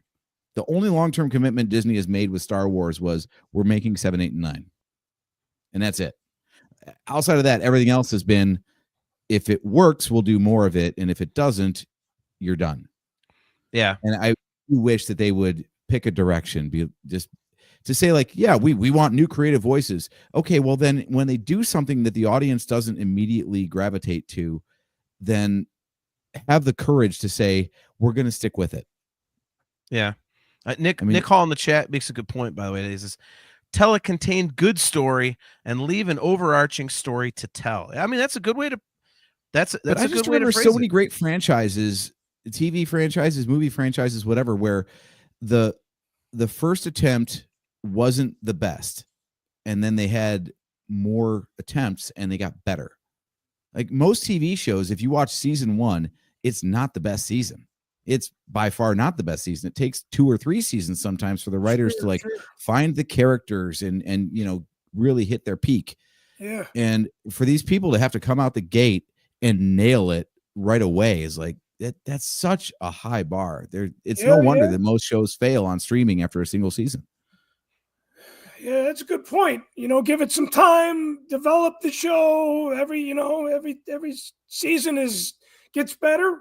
Sometimes you have too many seasons. Walking Dead goes on God, and yeah. on and on and on and on. You start losing people. Everything's got to come to an end, but canceling these shows before they even, have a chance to season 1 of the Clone Wars. How good was that? Whoa, God, was it? I know, Chris, you're not a fan of the animated stuff, and I've never seen season 1 of the Clone Wars. Oh God, but you can terrible. at least admit in your limited knowledge, it probably got better than it started, right? Like the animation improved, the writing improved, everything got better because people had more time with it and they were just better at their jobs. Period. Yeah, for sure. I mean, John, how many albums are like that too, right? Yeah. The first album and then the 10th album. It's like, it's art. Yeah. It takes a while to get to that point, And it seems that things seem to find their footing a few seasons or albums in. How many times you look at a band, you're like, oh, their third or fourth record is like the peak. It's very, very rarely. I mean, even I'm a huge Dream Theater fan, and people are like, they say, oh, Images and Words, their debut record, it's like their best. Like, well, no, technically it's their second record. So it's like that's not the first, and they had a year and a half between. They didn't even have a singer, and they just sat on these songs for a year and a half to perfect them and hone them to make them just absolutely perfect. It wasn't like they did the first record and then puked out the second one and onward they went. So yeah, I mean it's a very, very good point. And in Disney's case, like if they want Star Wars to succeed as a franchise, all right, The Mandalorian. If we had to rank the seasons, I think I would rank them in descending order. I think 1 was better than 2, 2 was better than 3. Every other streaming show that they've done is usually the same. I'll actually put the animation as different. Like I think the Bad Batch might have bucked that trend. Season 2 is the best of Bad Batch, I think. Right. So in that case, but yeah, they haven't stuck with anything. We're getting like one of this, one of that, one of this, one of that, and all this smattering of stuff, but it's not sustaining the franchise. It's not building a framework that we can build upon and like live with these characters for a while, like the trilogies did. So at some point, they're going to have to say, this is good, and this is the trunk of our tree, and now we'll branch out from here. It's like they're trying to do that with the Mandalorian, kind of, but even that, like season 3 was the more they tried to make it integrated with the rest of the Star Wars galaxy, I feel like the worse the Mandalorian became. And now we get weird stuff like we're going to do the Mandalorian and Grogu as the next movie. That just that to me is like a Caravan of Courage, where it's like a made for TV movie. Jesus. Instead it's like a made for streaming movie. No, I'm not saying that like it's as bad as that. I mean, like they took a TV show that was popular and said, how do we make more money off of this? Let's put it in theaters. Because that had overall, aside from Andor, that probably had the most praise, the most love.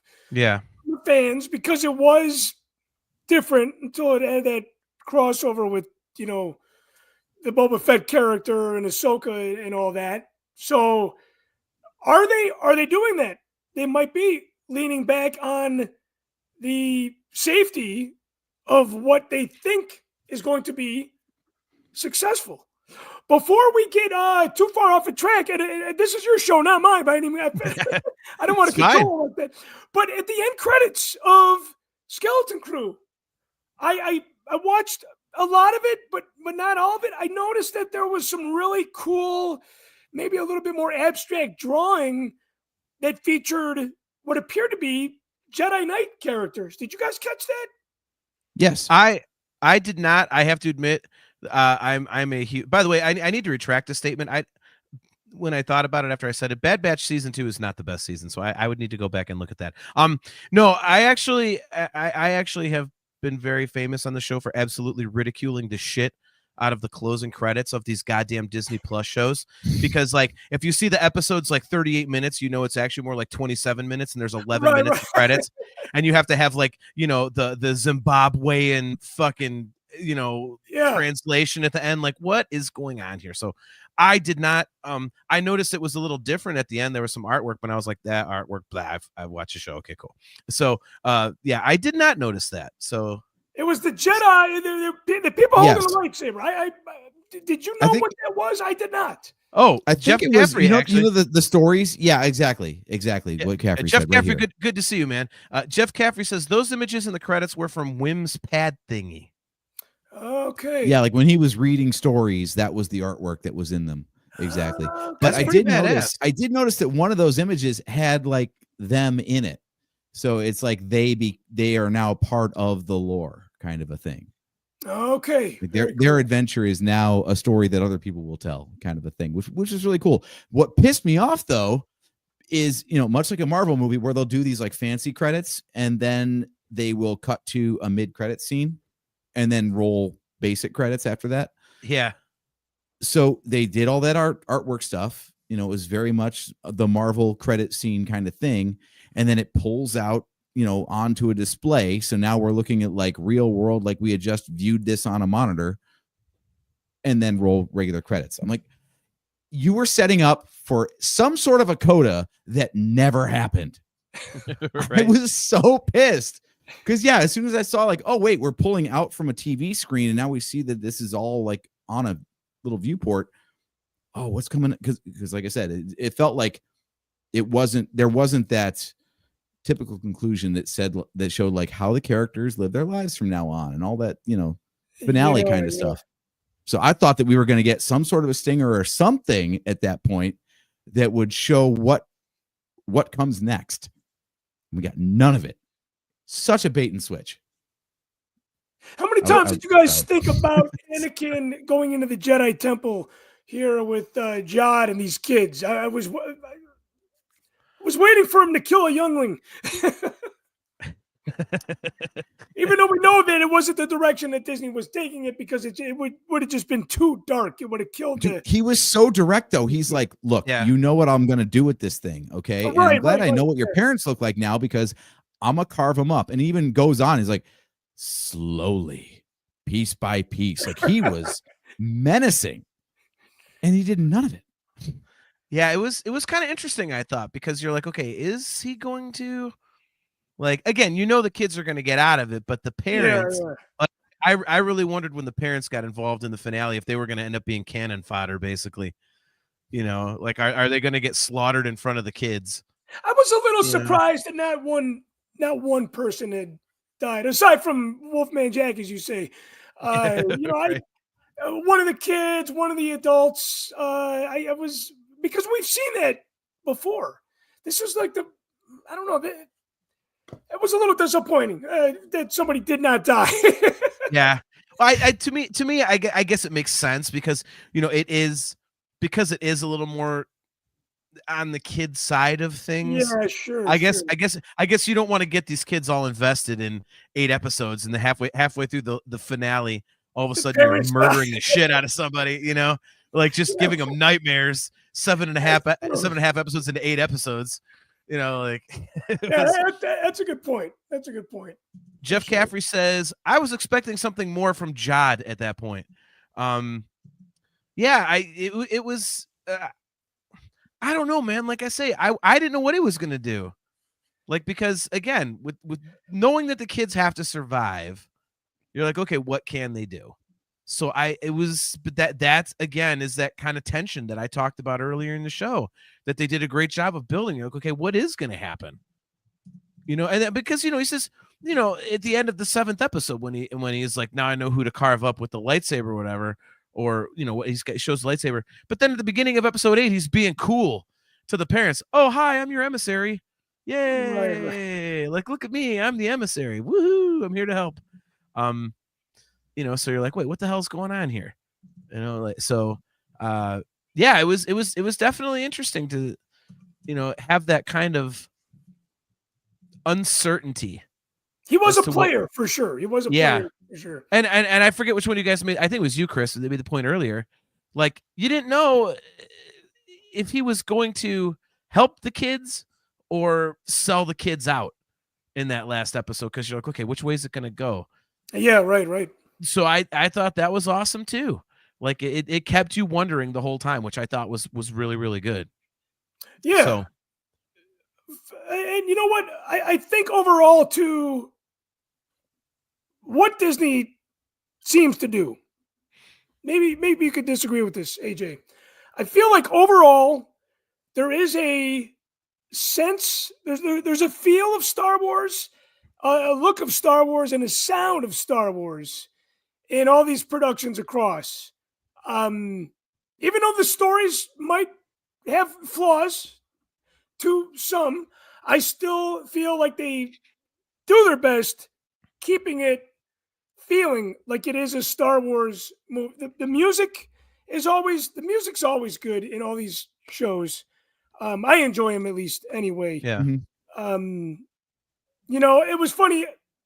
They were in the John was in the room after we killed the what did you say, John? The main robot that was running the city. Oh, the supervisor. Yeah. Yeah, the supervisor. And they had like the light panels in there. And I'm like, it looks like Star Wars, but they're missing the good and plenty lights, like those round lights. Good and plenty lights. And then, of course, at the end, you see John close up, and sure enough, there was a good and plenty light right behind him. I'm like, you could take that screen grab and post that, and it was like, this is what Star Wars looks like. God damn you! See. Now it's good. There's another thing. Every time I see Max Rebo, I'm gonna hear the voice, man. And now whenever I see those lights, I'm gonna think of Good and Plenty's. Damn it! Damn it! Somebody in the 501st had designed some of those for one of the 501st sets, and I'm like, yeah, you make those Star Wars lights? She's like, you mean the Good and Plenty lights? I'm like, yeah. That's so accurate, man. Yep. That's so accurate. So that's one thing actually right there. Like, I love all the little stuff that they seeded throughout and didn't make a big deal of it. Like when they, got to the top of the supervisor's tower, and there's all those stations, and they had chairs, and they were covered in layers of dust. So they did such a great job of like world building, right? Like, obviously someone at some point had a station there. There was a job to do in that tower, and it hasn't been done in a very long time. Yeah, I love that, because like instantly my imagination is just like, oh my God, like what was life like on this planet when that was built? Like, what was the purpose of that? Who sat at that station? What happened if they push that button? Like, that's what Star Wars has always done so well, to give you to your point about, the Star Wars feel. Yeah, is for sure. This idea that, yeah, this is a universe that makes sense, in itself. Like, everything that you see is real in that universe. It's not like someone just thought, hey, that looks sci-fi as fuck, let's put that in there. Right. Like, you get a feeling Yeah. like you're peeking into a real space, not watching a story that someone wrote and decided to put some, sci-fi trappings on. And So of course, yeah, they're that all- supervisor's tower, all of that, I'm like, this is weird as hell, but it seems to follow its own internal logic to where I can like now think about stuff and get all these like crazy ideas of like what other stories took place here hundreds of thousands of years ago. And like, I love that. Every week I was left with just like, my mind was a whirling transient node of there you go. Thank you. whirling transient nodes of thought careening through a cosmic vapor of invention. Exactly. Yeah, like I think the best thing that this show did for the Star Wars feel was it sparked your imagination. Yeah. Yeah, Yeah, for sure. Miranda brings up a really good point here. I was actually just about to mention this, Miranda. Thank you for mentioning it. She says, the supervisor's room reminded me of that old show we watched, and you guys did a show on where the droids take over the ship. I think, if I'm thinking correctly, are you talking about the black hole, Miranda? Because that kind of reminded me of, like, I kind of had that feel of, like, you know, again, like going back to like how it was kind of like the Matrix and Terminator, they, you know, machines take over, but it's dark apocalyptic thing, whereas the supervisor kind of is like the upbeat positive kind of thing, you know. And it also reminded me of the master control program in Tron, just the shape of the it was Yeah, like totally. it was like half of the master control program from the original Tron movie. I think that's a lot of what worked is like a lot of this the visuals were very 80s inspired. Yeah, It for very sure. much took cues from the stuff that came right after the original trilogy Yeah. in our real life timeline. So like 83 hits, and then this looked like it was made in roughly 1985, Yeah. which was Nick, perfect. Nick Hall says HAL 3000 but benevolent. Yeah, that's an excellent comparison. Yeah, I loved how they did it. Like, I mean, like a, you know, like you're right, AJ. Like the look of it was so they did such a great balancing act of the old and the new. And you know, Chris, you had said you love seeing the older stuff. I think one of my favorite things about the show is that they, you know, it gives me hope for the writing, you know, because it you know, to me, I haven't seen an original story that has fallen on its face yet in the Disney Plus stuff. For example, you know, and when I say that, I'm saying, you know, Ahsoka, I'm not a fan of. To me, it's live action Clone Wars. That kind of came from an existing thing. Acolyte is based on the Jedi and the Sith type of thing. So we've already seen that sort of thing.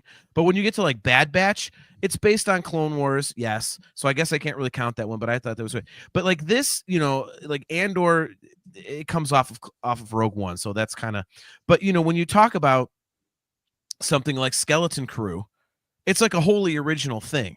Yeah, And they just totally knocked it out of the park. And so, you know, and the Mandalorian is a wholly original thing, and they knock that out of the park. So I like the fact that it kind of continues this trend of properties that come out of nowhere that we don't have backstory on that turn out to be excellent. You know, it lets me know that, you know, the Star Wars franchise is in really good hands. You know, and I know Chris, you're a big proponent of keeping it going and, you know, keeping Star Wars alive all the time. And you talk a lot about, you know, the dark times or whatever, you know, in the 80s and stuff after Jedi. And so, you know, I'm kind of with you on that. I like, you know, I've said on the show many times that I don't care what they put out. I like that they do, because even if I don't like it, it can open up a story that I might like. And so Yeah, for sure. I love that these shows like Mando and Skeleton Crew are showing that the people in charge of writing this stuff get Star Wars, and they understand how to write it, how to make it feel like Star Wars, but make it original and something new within this universe that's been around for almost 50 years, and at times can feel like we've seen it all. So I love that about this show, and I'm just, you know, I really hope they do more of it, because I thought they did it well. Even to the point where, you know, the Easter eggs that I mentioned, they were so obvious in so many places, but it didn't feel stupid. You know, Yeah, AJ, I right, know, like AJ, you always kind of complain when there's too much fan service and it's too obvious.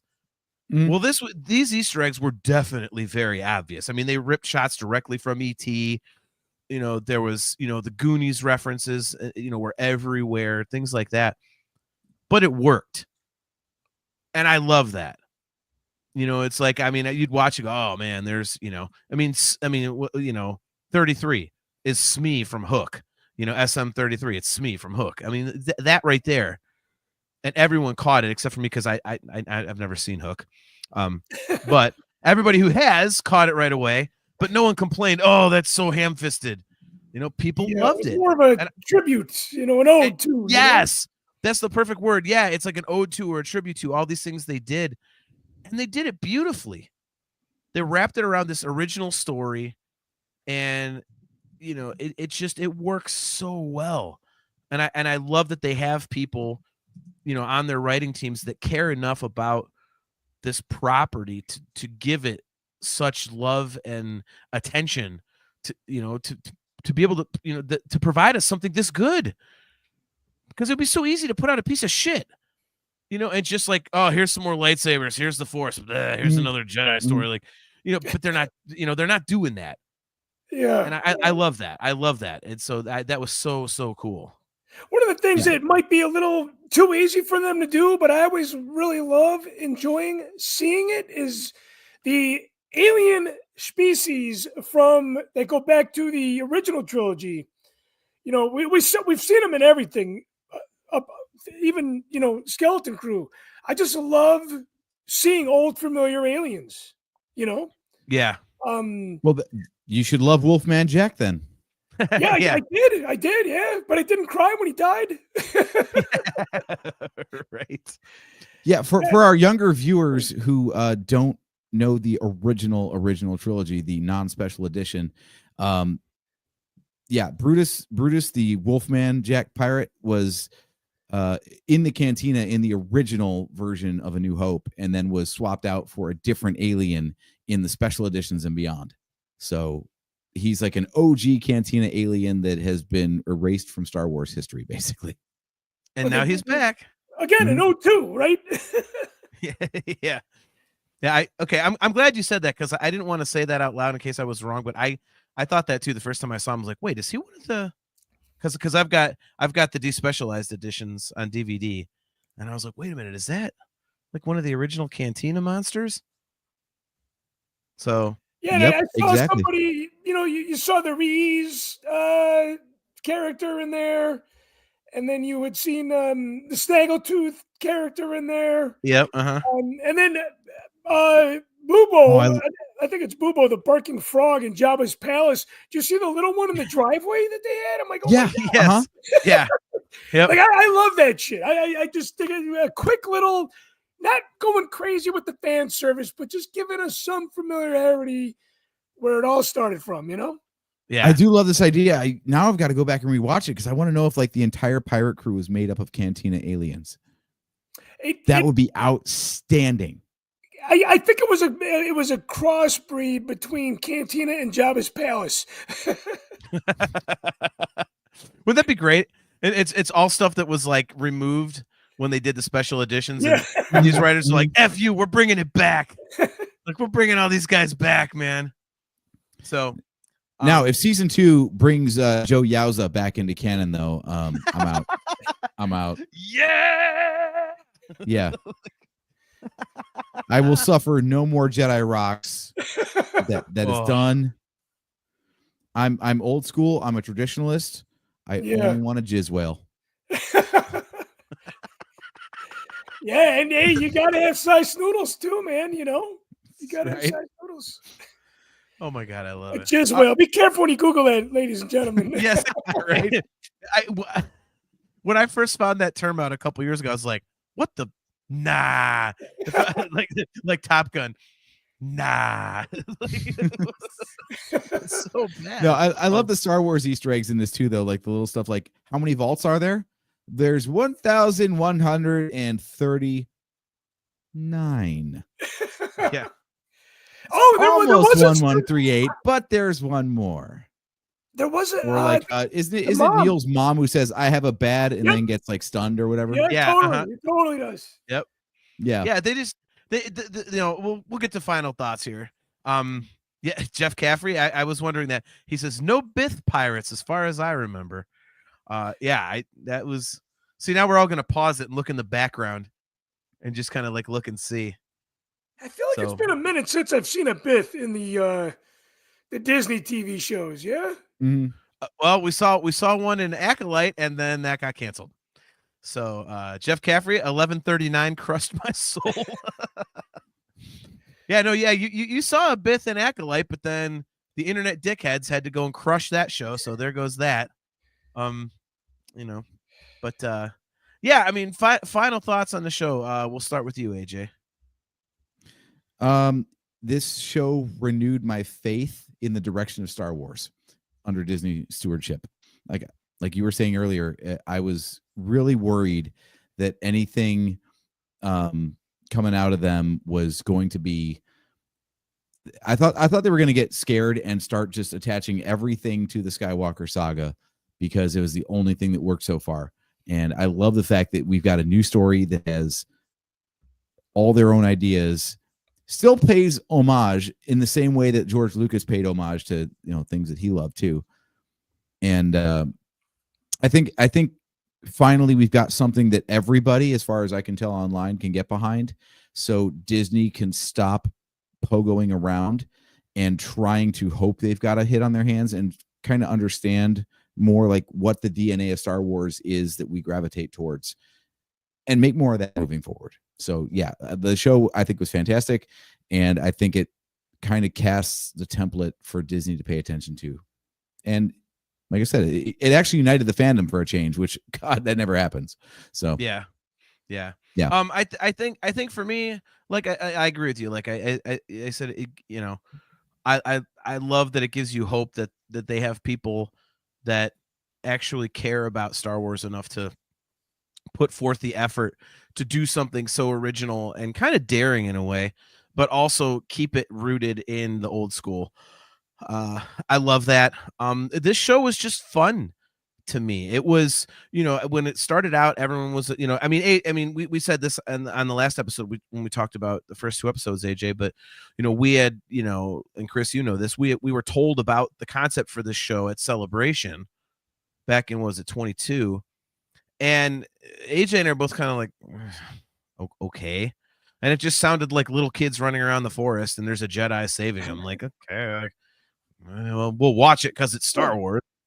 And I was, and again, it does veer a little teeny bit more to the kids side of things, I would say, but it's not to the point where you're like, oh, this is for kids, like Resistance was, like this is for kids. Like, okay, this kind of is not my thing. And so I was very pleasantly surprised. I loved the tone of it. I love how there was tension in every episode, like, oh, what's going to happen? And I thought it was very smartly written. I really, really enjoyed this show. And, every episode, was this my favorite?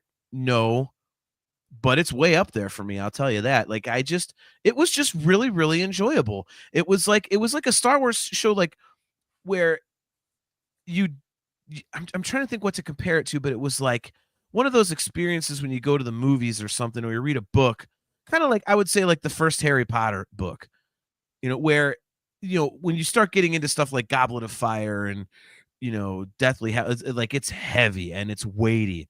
Whereas the first Harry Potter book, it's just three friends running around learning magic. Yay. And and you get the little conflict at the end, with Voldemort or whatever.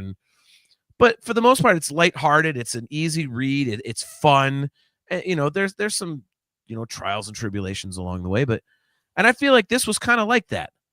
It was very easy to digest, but it had enough of the old school stuff for fans like me, fans like me.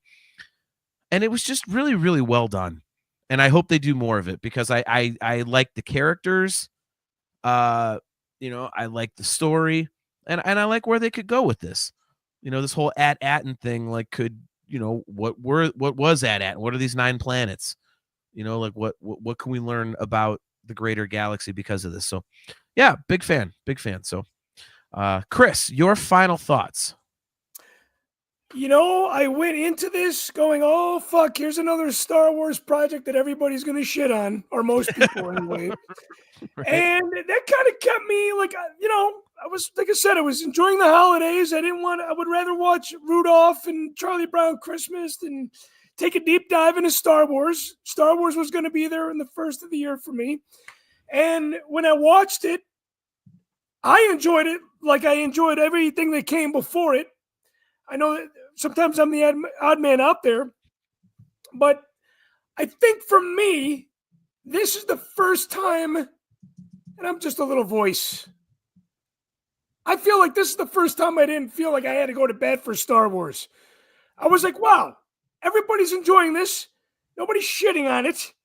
And so it was a very peaceful outcome for me in that way. And again, John, just like we've said, I'm glad that they keep putting out new Star Wars stuff. I am glad that this hit the reset button in the Star Wars fan community.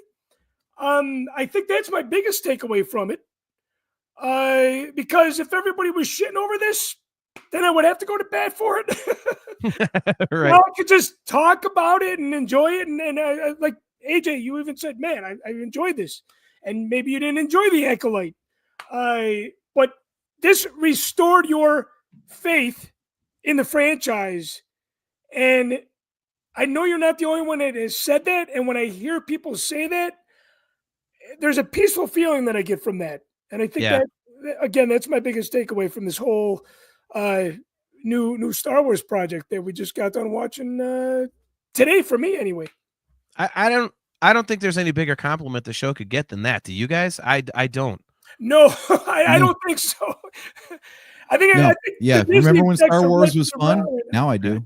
Yeah. Yeah, exactly.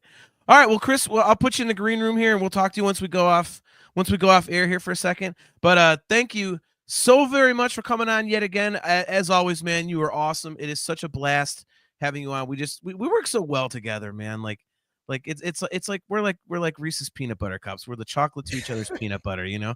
So pimp out all your stuff before you go. If you liked my comments, if you liked my vibe, check out Mocktails from the Cantina on YouTube. And if you're supporting from a financial level, go to Mocktails from the Cantina on Patreon. And I actually have free memberships right now. On the last YouTube live show, there was a link. There are still some unclaimed memberships in there. And then, of course, The Force Among Us, The Force Within Us, and the soon-to-be released, finished, I should say, reality show on Amazon. You can check those out there. So again, Whoa, what do you mean soon to be finished? Are we getting more? we are, but that's for another show, another time. Oh, I love that, man. Nice Real tease. fans. Nice tease. We aren't getting more. Brother Sean Hines was poking me in the ass and slapping me in the balls, and he's like, "We got to get this done." So I made the appropriate phone calls, and I'm assembling a team to get this done once and for all. Yes. If you So guys there's don't know what ball we're talking about, smashes and ass slaps going on. Okay, that's what I heard. this is the R-rated version of Real Fans of the Saga. Yeah, Yeah, guys. right. Guys, real quick. So what we're Coming discussing. soon to OnlyFans. Yeah, Chris made an awesome reality show that you can check out on Amazon Prime. Is it on Prime or is it? I bought it, so. Yeah, you know what? I know it's on Amazon. I don't know if it's still on Prime, but it is on Amazon. Well, even if it's not on Prime, guys, go buy it. But Chris did an awesome reality show called Real Fans of the Saga, and it basically goes through he and his three best friends and some other buddies of theirs. Like it's them going to Celebration Anaheim, and it's 2015, right? Isn't that the one? Yes, yes. Yeah. So yeah, it's them doing Celebration. So you get to see some of how Celebration works, what AJ and I have talked about. But yeah, it's him and his buddies kind of doing the Celebration thing, and I love it. Like I say, I own it, and I just absolutely love it. So Well, make sure to go thank you, check that man. out, guys. Again, it's called Real Fans of the Saga, and his show is Mocktails from the Cantina. I put it along the bottom there. Mocktail spelled MACHTAILS. So make sure to check that out. His show is awesome, very much like the Nerf Herder Council. So, Chris, once again, thanks. I will put you in the green room. We'll talk to you in just a second here. See you in a bit, man. Thanks for having me on. Appreciate you, man. Thanks, man. All right. Well, there goes our very good friend, Mr. Chris Mocked. Dude, he is always such a great guest, man. Like I'm not just saying it because Oh, we're yeah. buddies and whatnot. Like we work so well together with that guy. Like he fits our vibe. We fit his vibe. It's just, and he's so knowledgeable about this stuff and he's so passionate. So, huge thanks to him for coming on. So, yeah, as always, dude, another great episode. This was a blast. We're going to be right back here on Wednesday, January 30th at 8 p.m. Eastern Standard Time. Topic to be determined. We do have a lot of stuff that we're talking about doing. And, keep an eye out on our socials for what we're going to be what we're going to be digging into. So This is going to be an interesting year for the show because Disney and in most of their properties is pulling back on the quantity of content. So we're going to have more time to actually reflect on stuff instead of just keeping up with the churn of whatever's coming out next. yeah, So no, yeah, definitely. topic suggestions are welcome because we've got time apparently. Yeah. We only have a couple of Marvel movies coming out. I think Andor season 2 is the only Star Wars project that's been confirmed so far. Probably something will, many somethings will be confirmed at Celebration, but yeah. So the books are open. We're going to come up with something, but if you got something you want us to talk about, by all means, drop us a note on our socials. Yep. Hit us up on social media.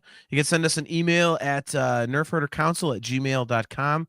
We're always open to suggestions, as AJ said. So, yeah, thanks to everybody in the chat tonight. Kale McLeish, Nick Hall, Miranda Helmet, great to see you. Our good friend Mimar, Joseph Wren, Discography Joe, Jeff Caffrey, great to see you. So Chastity Crawley, as always. And again, guys, we will be right back here on Wednesday, January 30th at 8 p.m. Eastern Standard Time. Chastity is already saying no Harry Potter for a couple of weeks. She's moving, so we can't do Prisoner of Azkaban yet. So there we go. Kale wants a Bond movie, maybe Moonraker if you want to do the Star Wars tie-in. I've actually never watched a James Bond movie all the way through, so maybe that would be Holy something. crap. Yeah, just never really interested me, but maybe we can do that. I always like doing something I've never seen. But yeah, so guys, thanks again for tuning in to another episode of the Nerf Herder Council. If you are watching on our YouTube channel or that of the Virtual Cantina Network, make sure that you are subscribed, that you hit that like button, and hit the notification bell so that you are notified every time we go live. We are brought to you by Audible. Go to audibletrial.com/NHC for your 30-day trial and a free audiobook download.